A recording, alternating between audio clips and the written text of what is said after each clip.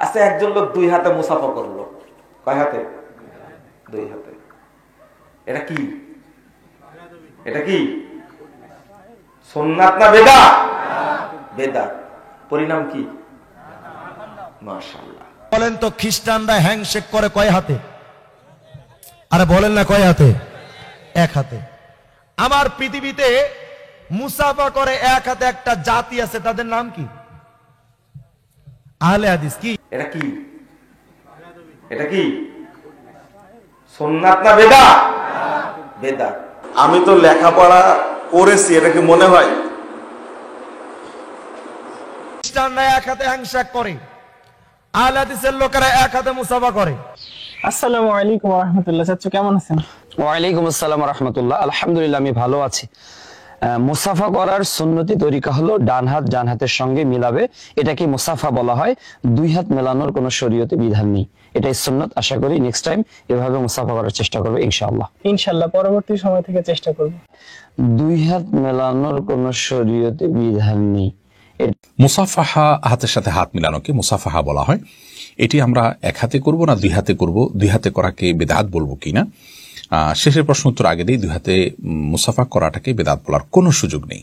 এবং দুই হাতে মুসাফা যদি কেউ করেছেন, তার মুসাফা হয়নি বা সুন্নাহ আদায় করেননি এবং তিনি বড় ধরনের ভুল করেছেন, এরকমটি মনে করবার কোনো কারণ নেই। তার প্রথম কারণ হলো যে ইমাম বুখারী রাহিমাহুল্লাহ সহিহ বুখারীতে দুই হাতে মুসাফা করার বিষয়ে অধ্যায় রচনা করে, সংশ্লিষ্ট অধ্যায় রচনা করে সেখানে তিনি কয়েকজন তাবী, কয়েকজন সালাফের আমল নিয়ে এসেছেন। আমরা সালাফের আমলকে, বিশেষ করে কয়েকজন সালাফের আমল যখন তালিকান উল্লেখ রয়েছে, সেগুলোকে অবশ্যই আমরা আমল নিতে পারি। আব্দুল মুবারক রাহিমাহুল্লাহ যথাসম্ভব হাম্মাদের সাথে দুই হাতে মুসাফা করেছেন। আরো অনেক সালাফ একাধিক বর্ণনা থেকে আমরা জানতে পারি তারা দুই হাতে মুসাফা করেছেন। তো এই যে দুই হাতে মুসাফার প্রচলন সালাফের মধ্যে ছিল, এখান থেকে দুই হাতে মুসাফাটাকে প্রমাণিত বলতে হবে। এটাকে আপনার বেদাত বলার কোনো সুযোগ নেই। তাহলে কি সালাফরা বেদাত করেছেন এমনটি বলবো? কোনো সুযোগ নেই। এছাড়া আব্দুল্লাহ ইবনে মাসউদ রাদিয়াল্লাহু তাআলা যে হাদিসটি আছে যে তিনি নবী করিম সাল্লাল্লাহু আলাইহি ওয়াসাল্লামের হাতে হাত রেখে শিখেছিলেন সম্ভবত আত্তাহিয়াতু। তো এই যে যেটাই হোক, এটা শেখার জন্য তিনি নবী সাল্লাল্লাহু আলাইহি ওয়াসাল্লামের দুই হাতের মাঝে তার হাত ছিল, এর মানে দুই হাত নবী সাল্লাল্লাহু আলাইহি ওয়াসাল্লাম তার ধরে রেখেছেন। এটাকে মুসাফা হিসাবে আপনার ধরা যায়। যদিও এখানে মুসাফা নাকি তাকে শুধু শিক্ষার জন্য হাত ধরে শিক্ষা দিয়েছেন, সেটা আরেকটা বিতর্কের বিষয়। কিন্তু অন্যান্য সালাফের যে বর্ণনাগুলো আছে সেগুলো থেকে স্পষ্ট একেবারে। মোট কথা হলো একাধিক হাতে মুসাফা অর্থাৎ দুই হাতে মুসাফা করার বিষয়টিকে বেদাত বলার কোনো কারণ নেই। শেখ মোহাম্মদ সাল্লাল্লাহু আলাইহি হাফিজাহুল্লাহ ইসলাম কিউ এটি স্পষ্ট বলেছেন, এটাকে বেদাত বলার কোনো সুযোগ নেই।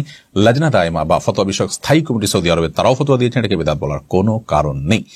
বরং আমাদের দেশের উলামায়ে কেরাম তথা হানাফি মাযহাবের উলামায়ে কেরামের দৃষ্টিভঙ্গি হলো যে একাধিক হাতে মুসাফা করা সুন্নাত এবং সম্ভবত মালিক রাহমাতুল্লাহর মাযহাবও তাই।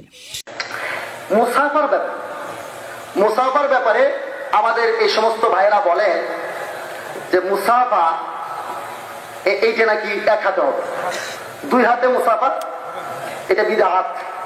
আমাদের লামাযহাবী ভাইদেরকে আমি চ্যালেঞ্জ এর আগেও করছি, আজকেও করছি, যে ইংরেজ শাসনামলের আগে এই মুসলিম উম্মার মধ্যে এমন কোন বইপত্র লেখা হয় নাই, কিতাব তো দূরে থাক, যেখানে দুই হাতে মুসাফাকে বিদআত বলা হয়েছে। হ্যাঁ, ইংরেজ শাসনামলে যেহেতু ইংরেজরা আপনাদেরকে সৃষ্টি করেছে, তার ইতিহাস হয়তো আগামীকাল সময় থাকলে বলবো, মাঠে নামিয়েছে এই উম্মতের মধ্যে আপনার ডিভাইড আর বিভেদ সৃষ্টি করার জন্য। ইংরেজরা ডিভাইড আর রুলস, বিভক্ত করা এবং শাসন করা, এই নীতির আলোকে ঐক্যবদ্ধ মুসলিম উম্মাকে বিভক্ত করার জন্য তারাই তো আপনাদের মাঠে নামিয়েছে। এজন্য তাদের এক হাতের হ্যান্ডশেককে সুন্নত প্রমাণ করার জন্য আপনারাই প্রথম এক হাতের মুসাফাকে সুন্নত এবং দুই হাতের মুসাফাকে বিদআত বলতে শুরু করেছেন। লজ্জা লাগে না? বুখারী শরীফের নাম নেন, সহিহ হাদিসের নাম নেন। সহিহ হাদিস আর বুখারী শরীফ তো এখানে সম্পূর্ণই আপনাদের বিপক্ষে। বুখারী শরীফ দ্বিতীয় খণ্ড 926 পৃষ্ঠার মধ্যে ইমাম বুখারী রাহমাতুল্লাহ আলাইহি সম্পূর্ণ একটি বাবই নিয়ে এসেছেন এই দুই হাতে মুসাফা প্রমাণ করার জন্য। 926 পৃষ্ঠা বুখারী শরীফ দ্বিতীয় খণ্ড, পৃষ্ঠার আন্দাজ নেই। 926 পৃষ্ঠা আপনার 25 নম্বর পারার একবারে শেষ পৃষ্ঠা, বাবুল মুসাফাহা, এর নিচে বাবুল আখয বিল ইয়াদাইন, দুই হাত ধরে মুসাফার আলোচনা। এখানে দুই হাতে মুসাফার কথা ইমাম বুখারী রাহমাতুল্লাহ আলাইহি অধ্যায় নিয়ে এসে রাসূলুল্লাহ সাল্লাল্লাহু আলাইহি ওয়াসাল্লামের এবং হযরত আব্দুল্লাহ বিন মাসউদের মুসাফার ঘটনা এখানে উল্লেখ করেছেন। হযরত আব্দুল্লাহ বিন মাসউদ বলেন, রাসূলুল্লাহ সাল্লাল্লাহু আলাইহি ওয়াসাল্লাম আমাকে তাশাহুদ তালিম দিয়েছেন, শিক্ষা দিয়েছেন এই অবস্থায় যে আমার হাত রাসূলের হাতের মাঝে ছিল। আমার হাত রাসূলের বাইনা কাফাইহি, রাসূলের দুই হাতের তালুর মাঝে ছিল আমার হাত। এই অবস্থায় হুজুর আমাকে আত্তাহিয়াতু শিখিয়ে দিয়েছেন। এইখান থেকে ইমাম বুখারী রাহমাতুল্লাহ আলাইহি প্রমাণ করেছেন যে মুসাফা করতে হবে কয় হাতে? এটা সহিহ হাদিস দ্বারা এবং বুখারীর দ্বারা প্রমাণিত। তো বুখারী শরীফের কথা বলেন, মুসাফা এক হাতে সুন্নত বলেন ইংরেজদেরটাকে সুন্নত প্রমাণ করার জন্য। মুসলমান ভাইরা আমার, আসুন। এরপরে ওনারা বলেন যে এখানে তো রাসূলের দুই হাত, আব্দুল্লাহ বিন মাসউদের এক হাত, তাহলে আমরা তো আর রাসূল না, এই জন্য আমরা আব্দুল্লাহ বিন মাসউদকে অনুসরণ করিয়া এই এক হাতে মুসাফা করি। তার উত্তর হলো আমার যে আপনারা কি আব্দুল্লাহ বিন মাসউদ?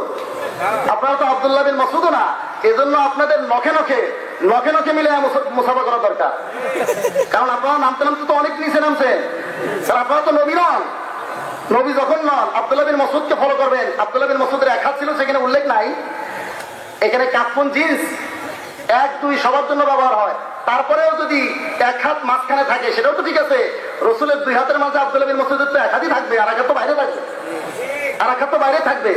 দুই হাতের দ্বারা মুসাফা হলেও, দেখো না, দুই হাতের দ্বারা মুসাফা হলেও আব্দুল্লাহ বিন মাসউদের এক হাত তো বাইরেই থাকবে। রাসূলের দুই হাতের মাঝখানে কয় হাত থাকবে? সেখানেও তো আব্দুল্লাহ বিন মাসউদের এক হাত প্রমাণ হয় না। আচ্ছা আসুন, আরো স্পষ্ট হাদিস আবু উমামা বাহিলি থেকে, আল মুজামুল কাবীর লিত-তাবরানী 8076 নম্বর হাদিস। এখানে আবু উমামা বাহিলি বলেন, আন আবি উমামা রাদিয়াল্লাহু তাআলা আনহুমা قال قال رسول الله صلى الله عليه وسلم اذا صافح المسلمان لم تفرق اكفهما حتى يغفر لهما او كما قال عليه الصلاه والسلام।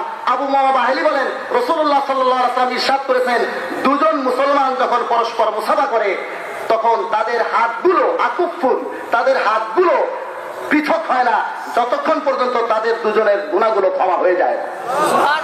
এখানে আকুফুন জমা ব্যবহার করা হয়েছে। আকুফুন জমা কমপক্ষে তো 3টে হতে হবে। তাদের হাতগুলো পৃথক হয় না, এর দ্বারাও বোঝা যায় এক হাতে মুসাফা সুন্নত হতে পারে না।